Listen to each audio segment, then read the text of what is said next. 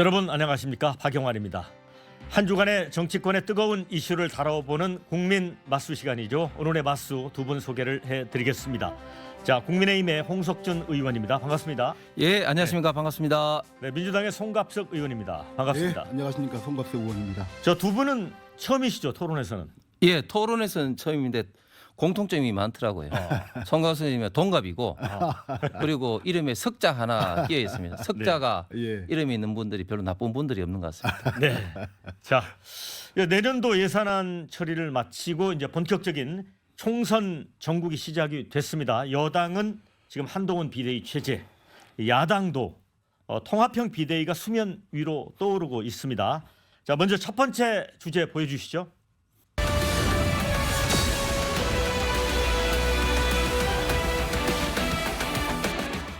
네, 이 연말 전국을 강타할 이슈 바로 대통령 부인 김건희 여사와 관련된 특검입니다. 자, 28일 이제 본회의 통과가 확실시되고 있죠. 특검법 내용도 여권으로서는 이제 꺼림직하지만 이제 시기 또한 이 총선과 맞물려 있으면서 진퇴양난이 아닐까 싶습니다. 먼저 홍석준 의원님, 네. 김건희 여사 특검에 대한 국민의힘의 입장은 어떻게 지금 정리되고 있습니까? 예, 김건희 여사에 대한 특검법은 저는 참 이게 나쁜 정치 공세의 전형적인 어떤 표본이라고 생각을 합니다. 사실 저도 공무원 생활 이제 24년 하고 지금 국회에 입성해서 활동을 하고 있는데 정치를 하다 보면은 참 국민들에게 좀 짜증을 유발하고 갈등을 유발하는 그런 좀 요소가 너무 많아가지고 안타까운데 저는 김건희 여사 특검이 그 전형이라고 봅니다. 왜냐하면 첫 번째로 이건 특검의 대상이 아닙니다.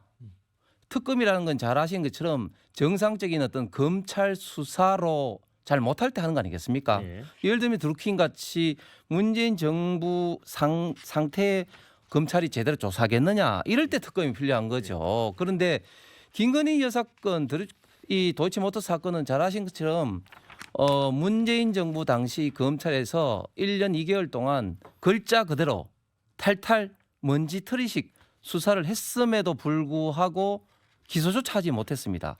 특히 또 최근 몇 달 전에는 1심 판결이 나는데 관련자들 중에 일부는 무혐의 되고 일부는 뭐 또 뭐 얼마 되고 이렇게 됐는데 김건희 여사는 무죄로 또 지금 나왔습니다. 네. 그런 기본적인 어떤 특검의 대상이 아닌 것이고 그다음에 또 이 특검법의 또 내용도 굉장히 큰 문제가 있는데 첫 번째 보통 특검은 여야가 한 명씩 추천해서 대통령이 이제 선택을 합니다. 그런데 지금 이 법의 내용은 민주당 한 명, 정의당 한 명 지금 추천이 돼 있어요. 그다음에 또 내용적으로 들어봤을 때 문제가 뭐냐면 보통 특검뿐만 아니라 우리나라 헌법의 기본적인 원리는 그 사안에 대해서 수사를 하도록 됩니다. 특정 사건. 네. 그런데 이거는 도이치모터스 건뿐만 아니라 수사하는 과정에서 인지되는 건 모두 다 특검의 대상에 포함되어 있습니다. 또한 중간중간마다 또 이거를 피의자 관련된 뭐 이런 관계에 있으면 공표를 하도록 되죠. 이건 또 피의자 또 사실 공표에 위배되는 거죠. 그리고 무엇보다도 가장 큰 문제는 바로 총선을 앞두고 시기적으로 이렇게 특검법을 밀어붙이는 것은 내년 총선에 최대한 활용하기 위한 이런 어떤 것이다. 이렇게밖에 생각이 들지 않습니다. 네. 자, 총선용 특검이다 이런 주장이십니다. 민주당은 어떻게 생각하세요? 김건희 여사가 무죄라고 말씀을 하셨는데 김건희 여사는 무죄도 아니고 유죄도 아닙니다. 뭐 무죄일지 유죄일지 알 수가 없습니다. 왜냐하면 불러다 수사한 적이 없기 때문에 그런 겁니다. 그래서 저희는 유죄이기 때문에 해야 된다. 뭐 이런 생각은 없고요. 애초에 검찰에서 수사가 안 됐기 때문에 말씀하신 대로 검찰에서 충분히 수사가 되고 그 수사가 국민들이 또 정치권이 뭐 그 제대로 수사가 됐구나라고 인정한다면 이렇게 특검까지 안 왔겠죠. 재판부에서는 이것과 관련해서 김건희 여사 계좌에 48개가 통정 매매됐다라고 통상 이야기 되고 있고 권오수 회장 등 6명이 유죄 판결을 받았습니다. 그리고 어쨌든 우리는 뭐 48개라고 하지만은 적어도 재판부 판결문에는 김건희 여사 이름이 37번이나 언급이 됐고 김 여사 계좌 3개는 주가 조작에 사용된 거라고 명시가 됐습니다. 그런데도 불구하고 김건희 여사를 한 번도 소환된 적도 없습니다. 예. 그렇기 때문에 저희는 특검으로 가는 거고요. 그다음에 이 특검이 어떻습니까? 지난 4월 27일 날 본회의를 통과하면서 그동안 법사위 180일, 본회의 60일 이게 오랜 과정을 거쳤거든요. 그래서 그 중간에 혹시 이 특검법에 문제가 있다라고 한다면 국민의힘이 충분하게 그런 점들을 서로 상의하고 협의하고 했었다라고 한다면 또 조금 뭐 그런 점에서는 달라질 수 있었다라고 보는데 전혀 그런 것이 없이 왔기 때문에 이 특검은 정상적인 절차를 밟고 있는 거고 국민들이 생각하고 있는 의혹을 해소하는 거라고 생각하기 때문에 국회에서 해야 될 당연한 책무다라고 생각합니다. 제가 소원이 말씀하신 사실관계만 좀 정리를 하면 부르지 않았기 때문에 수사가 없었다? 아니 수사가 반드시 불러야 수사를 합니까? 그 관련된 어떤 자료 요구를 하고 또 전화로도 물어볼 수도 있고 수사의 기법은 여러 가지가 있는 겁니다. 당시에 그 중앙지검장이 누굽니까? 이성윤 지검장입니다. 얼마나 많이 이제 탈탈 털어 수사를 했습니까? 그러니까 수사가 없었다, 부르지 않아 수사가 없었다. 이거는 분명히 사실이 아닌 것이고요. 그다음에 이 법에서 법원의 판단을 그 송 의원님께서 참 제가 존경하는 분인데 저런 식으로 좀 국민을 오해할 그런 말씀을 하면 안 되죠. 예를 들면 권오수 회장이 유죄를 받았기 때문에 김건희 여사가 유죄다 이런 말이 어디 있습니까? 김건희 여사는 단지 이제 계좌를 그냥 빌려줘서 그냥 그 위탁 매매를 한 것인데 그것이 또 전혀 아니고 그 계좌가 통정 매매 활용됐다 해가지고 반드시 하는 그거는 전혀 말이 맞지 않은 것이죠. 그리고 뭐 김건희 여사가 그 판결문에 몇 번 인용됐다고 해서 그게 유죄입니까? 그러면 이재명 대표는 지금 얼마나 수백 번 수천 번 하는데 그 건건이 다 유죄라고 볼 수는 없는 거 아니겠습니까? 그렇기 때문에 지금 현재 1심에서 드러난 것이 지금 무죄로 됐는데 그게 유죄다 무죄도 아니다 이런 어떤 말은 우리나라 사법부를 완전히 무시하는 것이죠. 아니 그러니까 제가 다시 유죄인지도 모르는 거고 무죄인지도 모르는 겁니다. 이재명 대표 말씀하셨는데 그래서 이재명 대표는 수사도 받았고 재판을 받고 있는 것 아니겠습니까? 그러니까 저는 그 국민의힘 입장에서도 차라리 이런 기회에 진짜 김건희 여사는 아무 관련 없다라고 하는 걸로 명명백백하게 밝혀지는 것이 오히려 총선을 앞두고 있는 상황이기 때문에 국민의힘으로서도 오히려 차라리 그렇게 털고 가는 것이 저는 훨씬 낫다라고 생각을 하고요. 그다음에 지난 정부 검찰 말씀하시는데 이 정부 들어서서 벌써 2년 가까이 이 정부가 흘러가고 있는 것 아닙니까? 이 정부의 법무부, 이 정부의 검찰.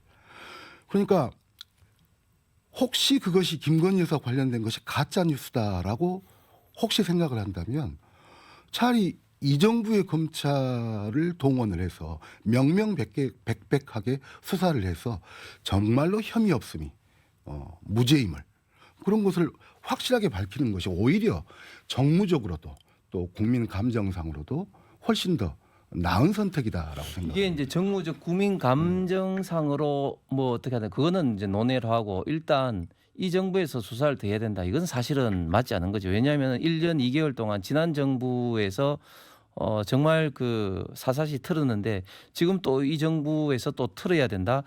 이거는 김건희 여사가 단순히 어떤 영부인을 넘어서 이거는 한 사람의 어떻게 보면 좀 사건 대상자 피해자 입장으로서 이거는 어떤 국민의 어떤 기본권적인 어떤 그런 어떤 문제가 있다. 정무적 국민 감정상 이런 어떤 문제에 대해서는 저희도 일부 고민하고 있는 것이 있습니다. 그런데 뭐 이런 어떤 문제는 새로운 어떤 비대위원장이 오면 또 종합적으로 좀 판단할 문제인데 어쨌든 뭐 제가 봤을 때는 이것은 정말 민주당의 어떤 나쁜 정치적 어떤 공세일 수밖에 없다 그렇게 보입니다. 새로운 비대위원장으로 한동훈 장관이 유력하는데 한동훈 장관은 이미 악법이다라고 규정을 한 것 아니겠습니까? 네.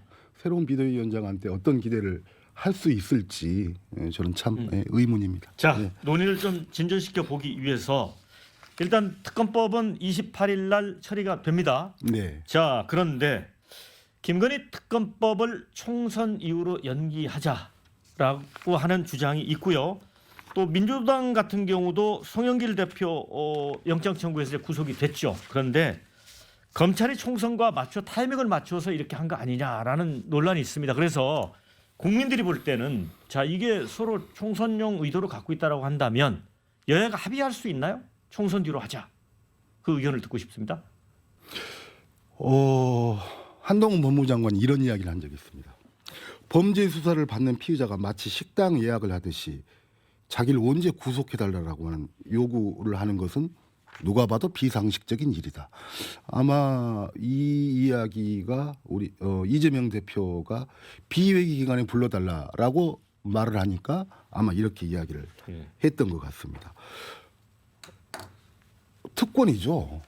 그러니까 뭐 저희 수사도 마찬가지고 송영길 대표에 대한 수사도 마찬가지고 또 김건희 여사에 대한 수사도 마찬가지고 총선이라고 빼고 이거라고 빼고 그거야말로 정치인에 대한 또 유력 인사에 대한 특권이다라고 생각합니다. 그래서 그러저러한 고려 없이 법에 의해서 또 국회에서 한 거기 때문에 그 절차를 따라서 해가는 것이 누가 봐도 합당한 방식이다라고 생각을 합니다.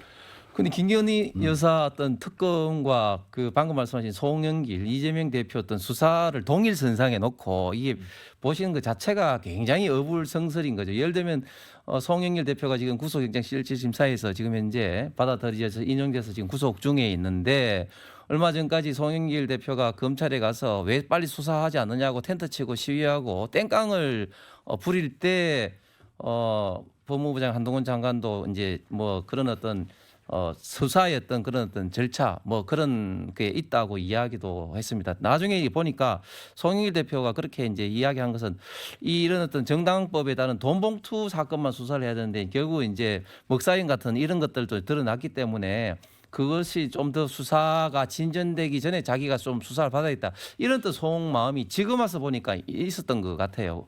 그리고 이재명 대표도 마찬가지인데 그런데 지금 현재 이미 수사에서 여러 가지 어떤 기소를 당하고 재판을 받고 있고 한 이재명 대표 이런 어떤 사건과 지금 김건희 여사 사건 제가 조금 전에 말씀드린 것처럼 수사 문재인 정부 검찰에서 수사가 되는데도 기소조차도 하지 못했고 그리고 1심 판결에도 지금 현재 무죄가 난 이런 어떤 사건에 대해서 특검을 주장하고 있는데 그 사안과 송영길 이재명 대표 사건을 동일선상에 보고 이걸 시기를 뭐 본인들이 취사 선택할 수 없다 이렇게 말씀을 하는 것은 도저히 제가 볼 때는 합리적인 말씀이 아닌 것 같다. 일부에서 지금 김건희 여사 그 특검에 대해서 어떤 정치 공세 이런 것을 총선용으로 악용하는 것을 방지하기 위해서 좀 총선 이후로 하는 그런 안이 일부에서 논의되고 있는 게 있습니다만은 그러나 뭐 그것은 절대 지금 현재 있던 대세도 아니지만 그리고 지금 송영길 그리고 이재명 대표권과는 완전히 차원이 다른 문제라고 보여집니다. 자, 소장님 반론 듣고 네, 저는 송영길 이재명 대표에 대한 법원의 판단을 존중합니다. 뭐 또 공교롭게도 같은 재판부에서 네. 나왔는데요. 그건 그것대로 이건 이것대로 존중하고요. 이제 그래서 제가 드리는 말씀입니다.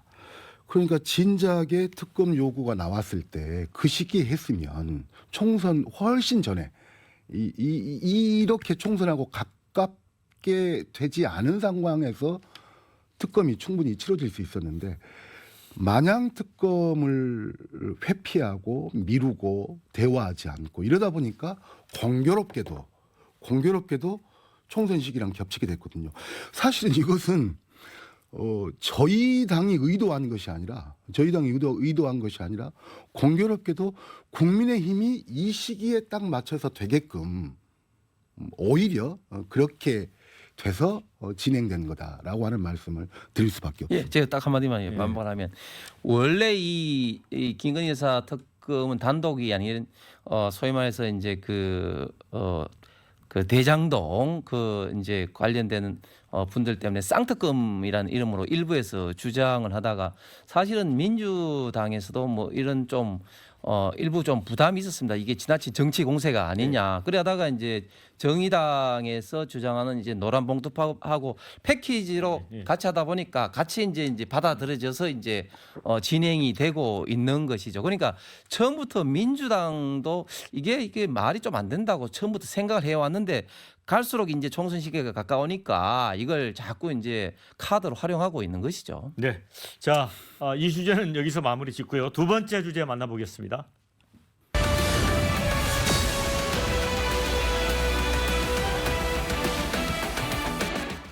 네, 이 김기현 대표가 물러나면서 국민의힘은 한동훈 비대위원장을 영입해서 총선을 치르게 됐습니다.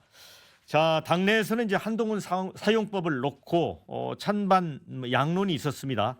그런데 자, 국민의힘 상황이 배 12척 남아있는 상황이다. 선거에 지면 식물정권 될 텐데 한동훈 아껴서 뭐 하겠냐.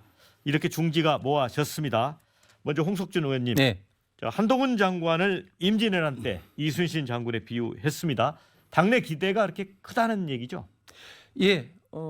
한동훈 장관이 물론 뭐 이순신 장군은 아닙니다만 그러나 지금 저희 국민의힘 상황이 이제 배가 이제 12척밖에 없는 뭐 그 정도였던 위기 상황이라고 지금 다들 좀 생각을 하고 좀 있습니다. 그렇기 때문에 한동훈 장관을 좀 비대위원장으로 모셔와야 된다는 그런 좀 이야기가 좀 있었는데 사실은 그동안 이제 당내에서 뭐 크게 보면 네 차례의 좀 그 의견을 수렴하는 과정이 있었습니다. 첫 번째는 3선 이상급의 어떤 중진 의원들, 그다음에 현역 의원들의 의총, 그리고 원내위원장과의 어떤 연석회의, 그리고 그 이제 그 당 원로 상임 고문단 그런 어떤 회의를 이제 했었는데 처음에는 한동훈 장관이 이제 비대위원장으로 언급될 때만 하더라도 한동훈 장관이 정치 경험도 상대적으로 좀 부족하지 않나. 과연 한동훈 장관의 최적의 활용법이 다른 곳에 있지 않냐. 예를 들면 뭐 선대위원장이라든지 저도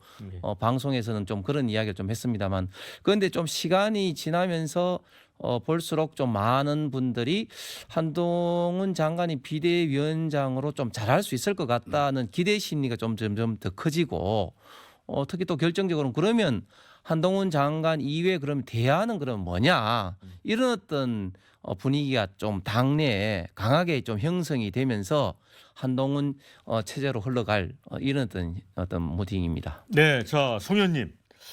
이 한동훈 비대위원장이 등장을 하게 되면 민주당 입장에서는 이제 재판받는 이재명 대표 그래서 이미지가 좀 대비가 되잖아요.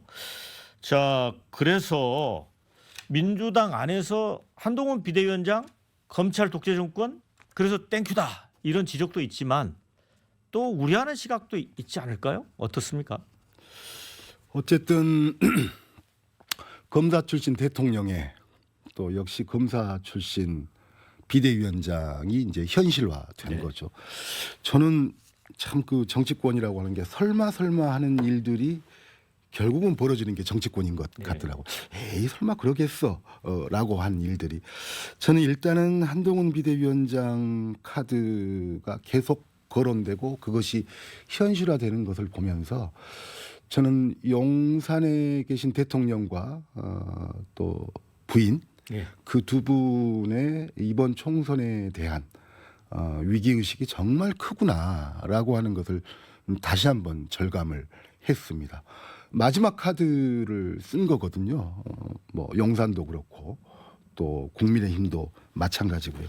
그래서 모르겠습니다. 이순신이 될지 원균이 될지 알 수는 없는데 저는 참 궁금한 게 결국 지금의 위기라고 한다면 지금의 국민의힘의 위기는 어떤 사건으로 본다면 강서구청장 선거의 실패로 된 것 아닙니까? 그러면 그 강서구청장을 누가 내세운 거죠? 누가 그렇게 사면 복권을 시켜서 누가 후보로 내세운 겁니까? 저는 용산이거든요.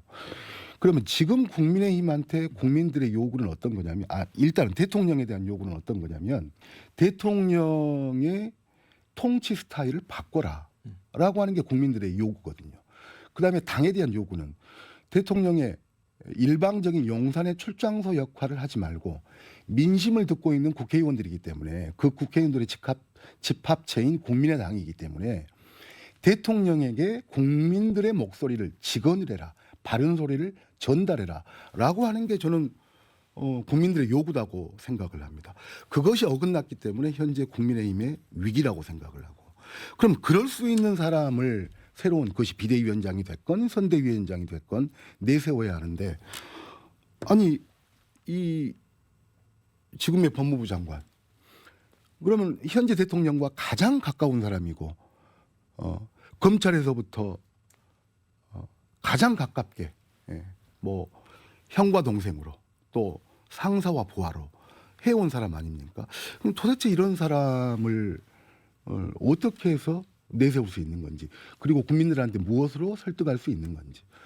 그러니까 하는 말이, 결국은 이 사람은 선거를 이기려고 내세운 사람인가, 아니면 김건희 특검을 막으려고 내세운 사람인가, 이런 국민들의 의구심을 네. 받을 수밖에 없다고 생각합니다. 자, 홍 의원님, 그런데 이 한동훈 장관이 누구에게 맹종한 적 없다 이런 얘기도 했고요. 또 윤 대통령과 신뢰관계가 있기 때문에 오히려 직언을 할 수도 있다 이런 반론도 있어요. 그렇습니다. 네. 저기 송 의원님께서 말씀 상당히 이제 정확한 말씀하셨는데, 뭐 총선의 승리는 뭐 저희들만큼 절박한 뭐 사람들이 어디 있겠습니까?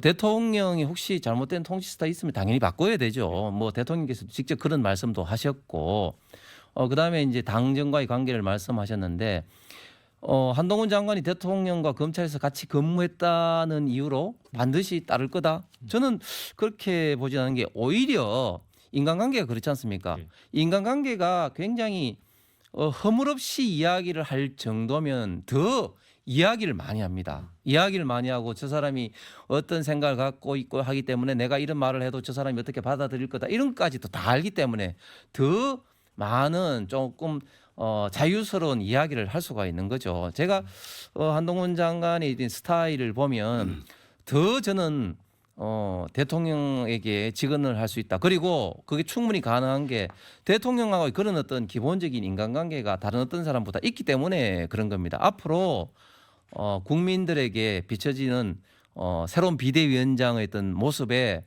본인이, 한동훈 장관 본인이 누구보다도 그런 어떤 모습을 잘 알기 때문에, 방금 송 의원님 말씀하신 것처럼 그렇게 뭐 일방적으로 용산 출장소 같은 그런 어떤 평가를 본인이 들어서는 자기는 안 된다는 것을 잘 알 겁니다. 그만큼 또 센스가 있는 분이시라서 많은 좀 사람들이 기대를 좀 하는 바가 있는 것 같습니다. 네, 자, 논의를 확장하기 위해서 제가 이런 질문을 한번 드려보겠습니다. 결국은 이제 총선이 중요한 거 아닙니까? 그런데 이제 한동훈 장관 등판이 이제 국민의힘 입장에서는 보수층을 강화시키지만 중도 확장 면에서는 조금 퀘스천 마크가 있고요. 또 반면에 지금 민주당이 전당대 돈봉투 의혹, 또 이재명 대표 일주일에 두세 번 또 재판에 나가야 되는 사법 리스크. 그래서 이 사법 리스크 부분은 더 부각될 거다. 그래서 민주당에게는 또 손해일 거다. 이런 게 있거든요. 총선에 어떤 영향을 줄까요?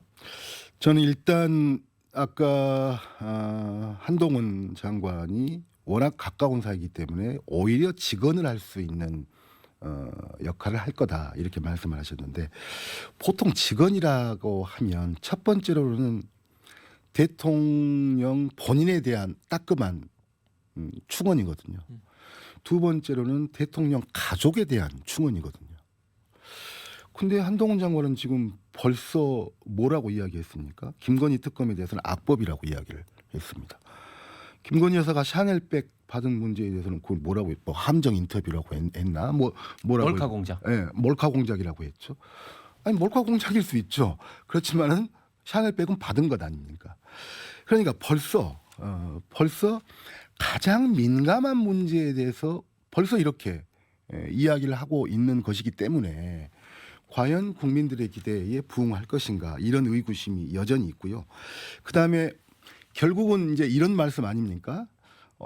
검사 대통령의 거기에 더해서 정치적으로 우리의 상대방인 국민의힘을 이끄는 역할로 이제 검찰 출신의 한동훈 장관이 오면 이재명 대표의 사법 리스크가 더 부각되지 않을까, 이런 말씀이잖아요. 저는 정말로 우리 국민들은 균형 감각이 있다라고 생각을 합니다. 그러니까 무슨 말이냐면 이런 이야기입니다. 저희 당 내에서도 일부 저는 굉장히 전면 아예 동의하지 않지만 일부 의원들이 대통령에 대한 탄핵 이야기를 합니다. 근데 저는 이런다고 보죠. 국민들이 이 정권을 총선을 통해서 심판해야 하는데 권장을 30대를 때리는 판결로 심판을 할까 50대를 때리는 판결로 심판을 할까 이게 국민들의 정서라고 생각합니다. 근데 거기에 탄핵 이야기는 이런 거거든요. 사약을 내려라 이런 거거든요. 그럼 국민 정서에 안 맞거든요. 저는 이런 것이 국민들이 갖는 균형 감각이라고 생각을 합니다. 그럼 그걸 바꿔서 이야기를 하면 이재명 대표에 대한 사법 리스크 어제 오늘 이야기도 아니고 계속적으로 현재 말씀하신 대로 재판이 진행되고 있고 그런데 여기에 더해서 법무부 장관 출신의 검찰 출신의 한동훈 장관이 와서 그 부분을 계속 부각시킨다. 과연 이게 국민들한테 순기능으로 작용을 할까요? 오히려 그러니까 저희는 검찰 독재라고 이야기를 하지만 국민들이 검찰 독재라고 하는 표현에 동의하는 분도 있고 동의 안 하는 분도 있다라고 저는 생각을 합니다.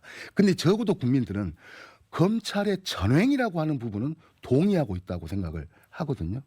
저는 국민들한테는 결국 이런 것들이 검찰의 전횡이다라고 저는 느껴질 거라고 생각합니다. 그래서 오히려 한동훈 장관이 비대위원장으로 엄으로 해서 이재명 대표에 대한 사법 리스크에 대한 문제는 오히려 이야기를 많이 하면 많이 할수록 국민들한테는 이제는 국민들이 갖는 고도의 균형 감각에 의해서 역효과를 낼 가능성이 저는 높다라고 생각합니다. 네, 홍 의원님 반론 듣고 예. 다음 주제로 가겠습니다. 예, 우리 송갑석 의원님이 이렇게 나름 민주당에서는 합리적인 말씀을 하시니까 이제 수박이란 평가를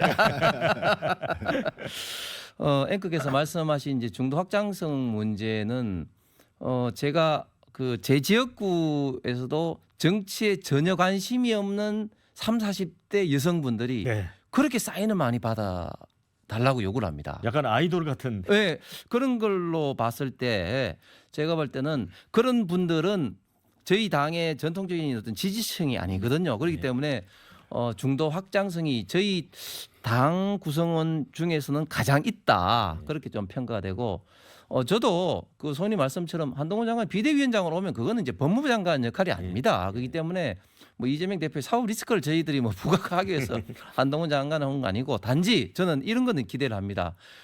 지금 저희들도 마찬가지지만 지금 정치권 국회가 굉장히 어떤 도덕적인 문제, 법적인 문제 이런 적인 측면에서 혁신을 해야 된다. 이런 어떤 국민적인 열이 높은데 한동훈 장관은 정치에 전혀 관계가 없는 사람으로서 오히려 더 원칙적으로 국회 정치의 어떤 혁신에 강한 드라이브를 걸 수가 있을 겁니다. 그렇기 때문에 이렇게 하다 보면 자연스럽게 지금 이재명 대표뿐만 아니라 지금 민주당의 사법적인 어떤 문제, 도덕적인 문제 여기 걸려 있는 지금 현역 의원들 그리고 원외에 지금 현재 총선에 출마하고자 하는 사람들이 지금 얼마나 많이 있습니까? 이런 어떤 부분에 있어서 확실히 좀 차별화가 될 거다 이런 기대를 합니다. 네, 자 세 번째 주제 보여주시죠.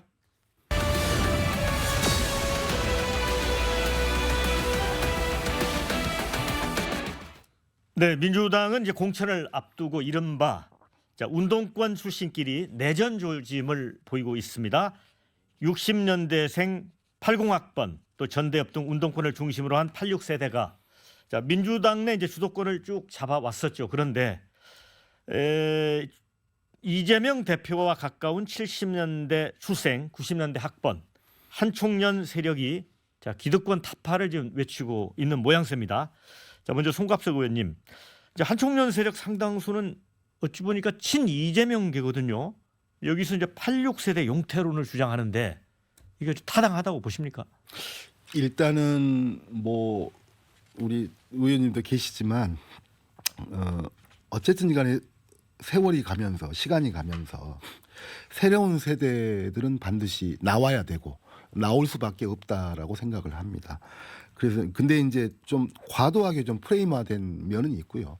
물론 새롭게 도전하는 사람들 중에 한총련 출신들이 몇 있죠. 몇 있는데 이제 그분들이 조금 대표되다 보니까 숫자로는 얼마 안 되는데 이렇게 좀 프레임화되는 경향이 있는 것 같고요. 그 다음에 어떤 날선 비판이든지 저는 가능하다라고 생각합니다. 586에 대한 용태 문제도 저는 뭐 그런 이야기 충분히 할 수 있다라고 생각을 하고 그것은 또한 저도 586이지만 586이 넘어야 될 과제다라고 생각을 합니다. 그래서 586이 우리는 이러이러해서 어쩐다라고 하는 것에 대한 국민적 설득력을 가져야 된다라고 생각합니다. 근데 다만 제가 아쉬운 점은 이겁니다. 이분들이 이게 지금 양상이 좀 그렇습니다. 언제나 모든 선거 때는 김대중 대통령하고 나는 가깝다. 노무현 대통령하고 가깝다. 문재인 대통령하고 가깝다. 이런 것들은 쭉 있어 왔습니다. 그런데 이번에는 그 정도가 좀 심한 것 같습니다. 마치 예전에 박근혜 대통령 시절에 친박을 넘어서 진박이네 뭐네 이렇게까지 갔었던 정도로 이번에는 그 정도가 심한 것이 문제인데요. 새롭게 도전하는 사람은 누구를 지킨다, 누구하고 친하다 이런 것이 아니라 본인들의 비전과 정치적 식견을 보여주면서 저는 경쟁해야 된다라고 생각합니다.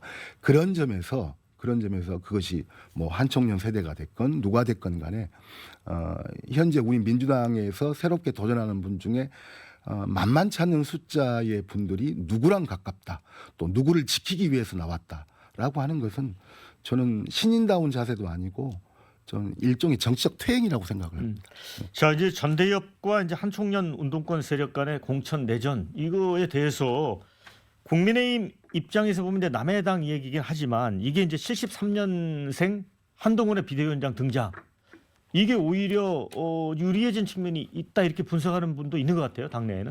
그렇죠. 이게 단순히 이제 세대 교체로 볼 것인지에 대해서는 저는 좀 회의감이 드는데 사실 이제 그 총선을 앞두고 항상 먼저 치는 게 이제 내전 아니겠습니까? 이제 공천 경쟁인데 지금 민주당 상황을 보면은 어떤 때보다 지금 공천 경쟁이 굉장히 뜨거울 수밖에 없습니다. 왜냐하면 그동안 예를 들면 현역을 도전하는 그룹들이 여러 그룹 있지만 이번에는 과거에 이제 그 문재인 정부 때 했던 근무했던 장차관이라든지 이런 그룹들도 있고 또 지난번 지방 선거에서 이제 패했던 지방자치단체 장그룹도 있고 그랬 다음에 또 새롭게 입문하는 그룹도 있기 때문에 역대 어떤 때보다 지금 민주당의 어떤 내부 경쟁이 치열할 수밖에 없다 이래 되는데 근데 이제 내부 경쟁이 크게 보면 두 가지가 있는데 첫 번째는 개별적으로 이제 하는 경우가 있고 집단적으로 있는데 지금 이제 한총련 전대협은 이제 집단화가 지금 돼 있는 거죠. 사실 우리나라 정치권에 여러 가지 그룹이 있지만 운동권만큼 강력한 어떤 응집력을 갖고 있는 그룹이 없죠. 가장 대표적인 게 전대협인데 지금 제가 언론을 보니까 전대협 지금 출신이 현재 민주당의 한 40%를 지금 차지하고 있습니다. 그런데 한총련 출신 97그룹은 지금 민주당의 현역 의원은 없습니다. 왜 그럴까 생각을 하면 전대협은 저도 전대협 세대지만 민주화 운동이라든가 나름대로 어떤 민주화 어떤 과정에 있었던 역할을 우리 그 대한민국 사실 인정을 했거든요. 그런데 어떤 97세대 같은 경우 한총련 93년도 생기면서 그때 당시는 이미 이제 민주화가 됐기 때문에 별로 이제 그런 어떤 역할이 애매모호한 상태에서 특히 이제 이적 단체로서 대법원 판결이 받으면서 이제 해산이 되면서 사실은 굉장히 어떤 존재의 가치가 좀 약해진 이런 어떤 이유도 있습니다. 그런데 이 한총련 그룹이 이제 이재명이라는 사람을 이제 활용해서 이제 들어오고 있는 것이죠. 그렇기 때문에 앞으로는 굉장히 어떤 때보다 치열할 수밖에 없다. 왜? 집단화돼 있고 또 이념적으로 나름의 그게 옳든 그러든 무장화돼 있는 두 집단 간의 충돌이기 때문에 강하게 지금 충돌할 수밖에 없다. 그러면서 이제 대표적으로 하는 게 지금 이제 민주당의 어떤 적격성 심사를 가지고 이제 도덕성으로 하고 있는데 이걸 가지고 이제 이전 투구하고 있는데 이 후유증은 앞으로 상당히 좀 클 수밖에 없을 것 같습니다. 그래서 이제 임종석 그 전 실장 문재인 정부에서 이제 대통령 비서실장을 지냈죠. 전대협 의장도 했고, 자 이분이 이 86세대를 집단적으로 몰아서 이렇게 하는 건 퇴출 대상이라고 하는 정치적 공격이다. 그러면서 이재명 대표를 향해서 약간 통합 행보를 주문을 했거든요. 그래서 이게 민주당 통합형 비대위로 가는 압박 수단이 될 수 있을지 이 사건이 어떻게 보세요? 모르겠습니다. 그 사건과 뭐 통합비대위와의 연관성까지는 제가 모르겠는데 어쨌든 뭐 통합비대위라고 하는 형식까지는 모르겠지만 어쨌든 통합형으로 가야 되는 것은 정말로 맞다라고 생각을 합니다. 총선에서 야당이 가질 수 있는 가장 큰 무기는 여당이 아니지 않습니까? 어떤 정책 수단이 있는 것도 아니고 야당이 가질 수 있는 가장 큰 무기는 결국은 통합이거든요. 당내의 통합 그리고 당 바깥에서 이 정부에 대한 심판을 해야 된다라고 하는 세력과의 연대. 그래서 통합과 연대가 가장 큰 힘입니다. 그런 점에 있어서 저희 당이 갖는 불안 요소는 현재 물론 이낙연 전 대표께서 전 총리께서 어떤 신당에 대한 어떤 것들을 띄우고도 있고 이러는데 어쨌든 과거에 민주당의 핵심적인 역할을 하셨던 분 중에 좀 차갑게 현재의 민주당에 식어 있는 분들이 많거든요. 네.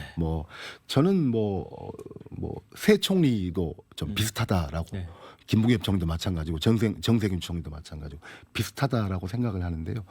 그런 세력들과 어떻게 통합적으로 해가느냐라고 하는 것이 저는 앞으로 남아있는 이 총선에 대한 민주당의 위기관리 측면에서는 가장 중요한 문제다라고 생각을 하고 그렇기 때문에 그런 점에서 이재명 대표의 역할이 굉장히 중요하다라고 생각을 합니다. 그러니까 이런 공천 내전이 이제 민주당에게는 굉장히 뇌관으로 작용한다는 그런 말씀이시잖아요. 네.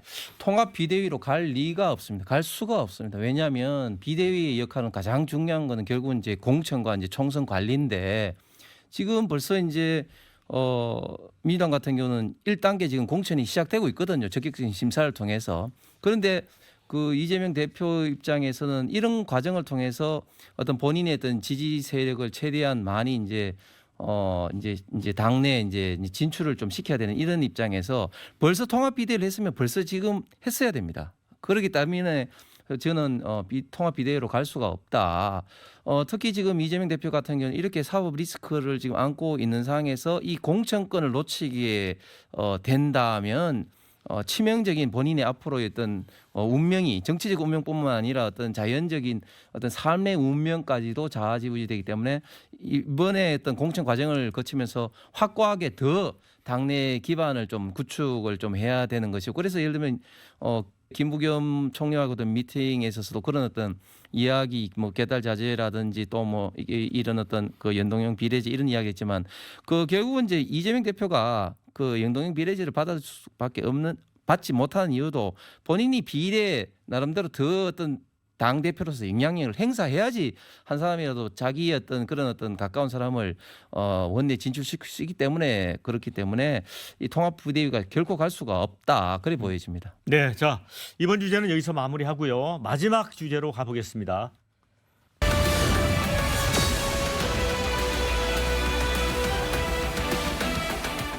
네, 이 제3의 신당이 출연할 거냐 이것도 이제 내년 총선 지형에 중요한 영향을 끼치게 될 것으로 보입니다.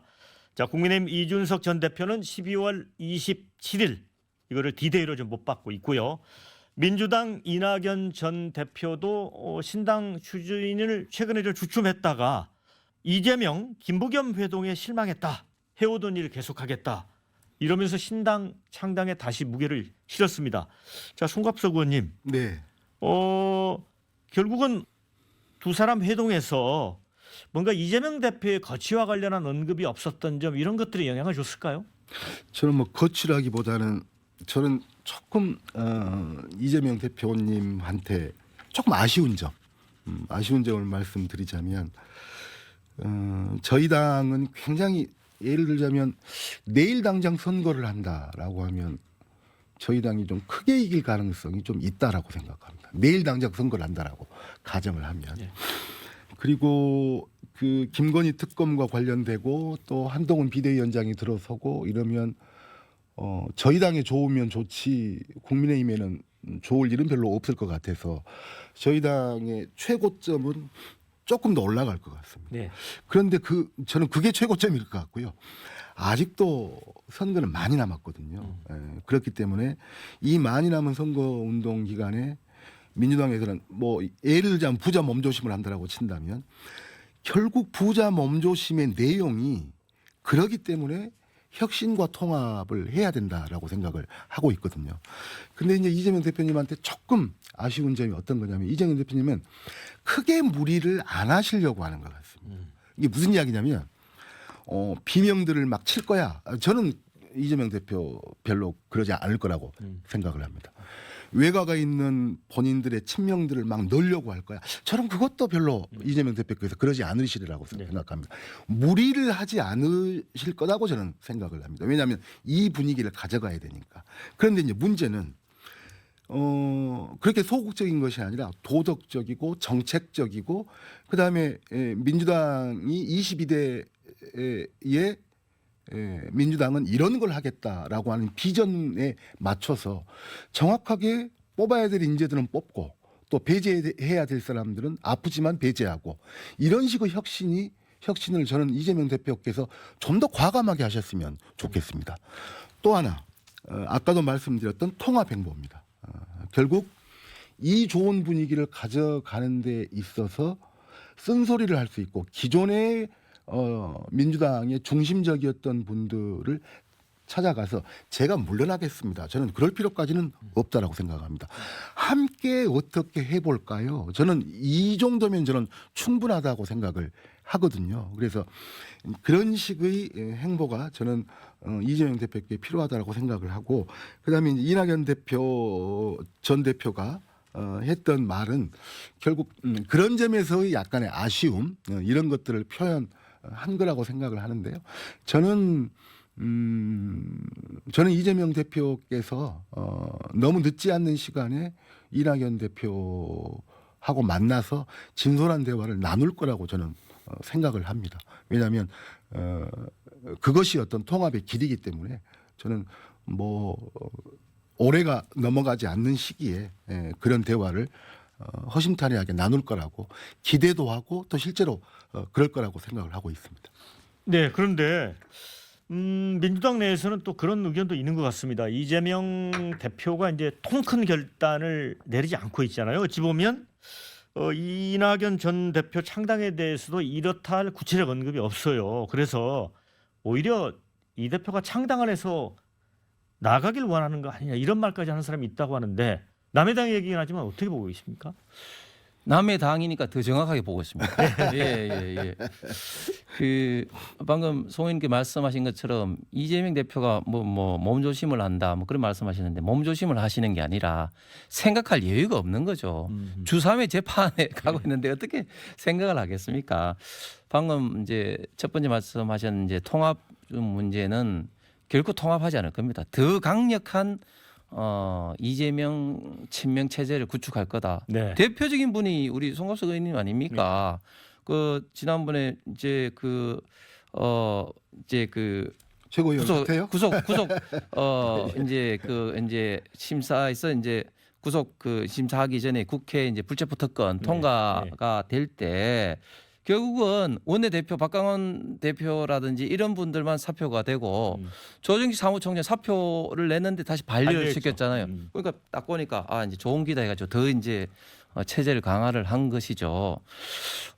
그리고 이낙연 대표와의 관계에 있어서는 이미 제가 볼 때 두 분은 지난 경선 과정에서도 굉장히 이제 앙금이 많이 남았는데 그 이후에 이낙연 대표가 굉장히 많이 좀 통합을 위한 제스처를 많이 좀 하신 것 같아요. 미국에 계실 때도 그렇고 미국에서 돌아오셔서 올 6월 달부터 계속해서 미팅을 하고 뭐 이런 과정에서도 이렇게 했는데 그 돌아오는 것은 그냥 메아리다 보니까 최근에 이제 이낙연 대표가 이제 신당의 결심을 확고하게 하고 이제 준비를 하고 있는데 제가 방송에서 한 달 전, 한 달 반 정도부터 이 주제가 이낙연 대표 신당 주제가 나와서 이제 이제 하면은 민주당 의원님 그럴 리가 없다 했지만 보십시오 이거 막 하고 이제 있고 이건 돌이킬 수 없고 단지 이제 이낙연 신당의 파괴력이 어느 정도까지냐 요거는 좀 잘 모르겠습니다. 그다음에 또 한 가지 말씀하신 이런 혁신, 도덕적 혁신이 이루는 어떤 문제는 정말 그 전통적으로 좌파가 갖고 있는 가장 큰 장점이라고 내세우는 게 사실 과거에는 도덕성이었는데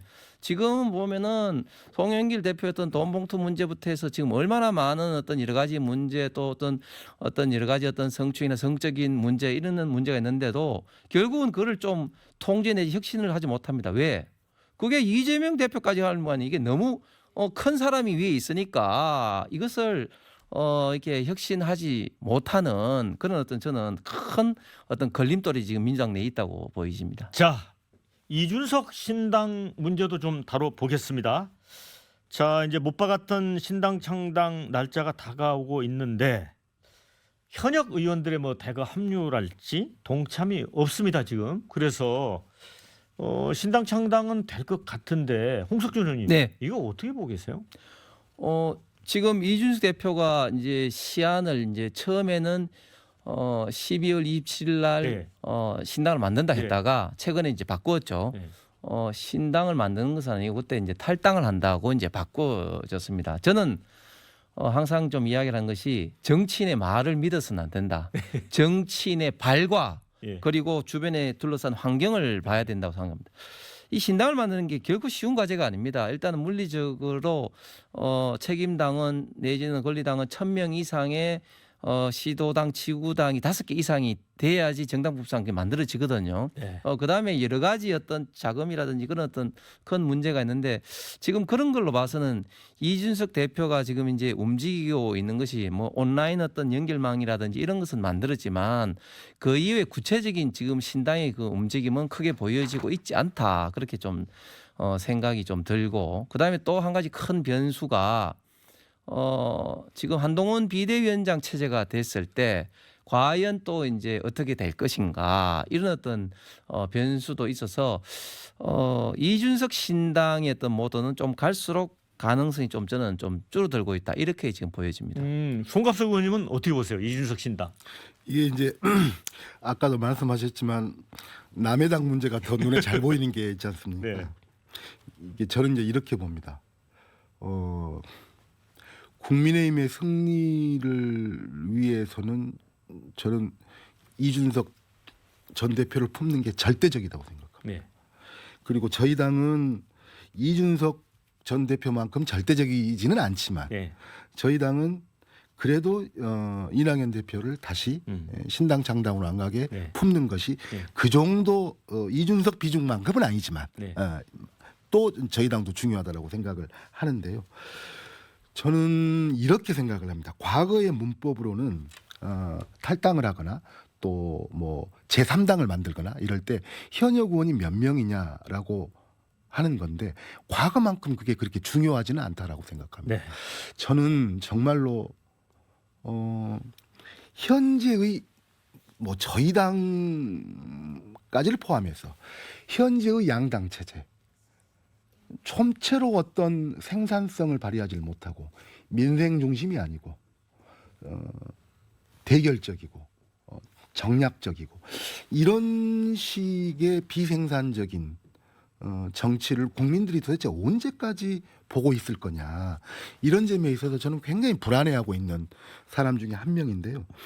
그런 점에서 저는 이준석 신당이 됐건 뭐 이낙연 신당이 됐건 국회의원이 있고 없고의 문제가 아니라 제3당으로서 국민들한테 어떠한 가능성을 메시지를 중심으로 해서 보여주느냐라고 하는 것에 따라서 저는 달라진다라고 생각을 그 파급력의 크기가 달라진다라고 생각을 하거든요.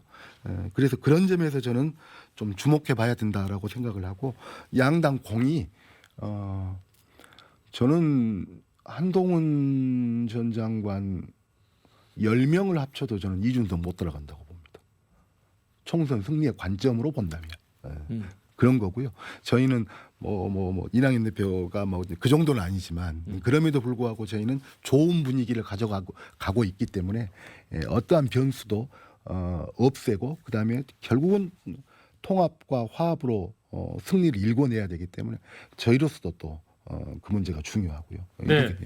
자 이제 마무리할 시간이 다 됐긴 한데 우리 송 의원님이 한동훈 장관 뭐 10개 와도 이준석 하나에 못 미칠 거다 이런 뉘앙스로 말씀을 하셔서 반론 한 1분만 듣고 마무리할게요. 예, 지금 이준석 그 대표가 사실 나이에 비해서 지금 정치적으로 큰 그 소구력을 갖고 있고 특히 이제 젊은 세대에 어떻게 보면 아이콘처럼 그렇게 하는 것은 좀 사실입니다. 그리고 하나 어떤 멘트 자체도 굉장히 좀 언론의 주목도를 받고 있고 한데 그런데 이제 그런 어떤 측면보다도 한동훈 장관이 비대위원장으로 물론 전제가 어떤 모습을 보여주느냐에 따라서 굉장히 많이 좀 달라지겠지만 집권 여당의 비대위원장으로서 그리고 지금 현재도 유력한 벌써 대선 후보로서 적절한 어떤 그 우리 대한민국의 비전과 정치 어떤 혁신의 모습을 보여준다면 저는 뭐 이준석 대표라는 어떤 개인을 굳이 비교하기 어려울 정도의 큰 총선에서의 파급력은 물론이고 앞으로 대한민국 정치에 있어서도 큰 영향을 미칠 수 있다고 보여집니다. 네, 자 한 주간의 정치권 현안 다뤄봤는데 이제 마무리해야 될 것 같습니다. 자, 두 분 수고 많으셨고요. 함께해 주신 여러분 대단히 고맙습니다. 저는 다음 주에 다시 찾아뵙도록 하겠습니다. 고생하셨습니다. 고생하셨습니다. 네. 고생하셨습니다.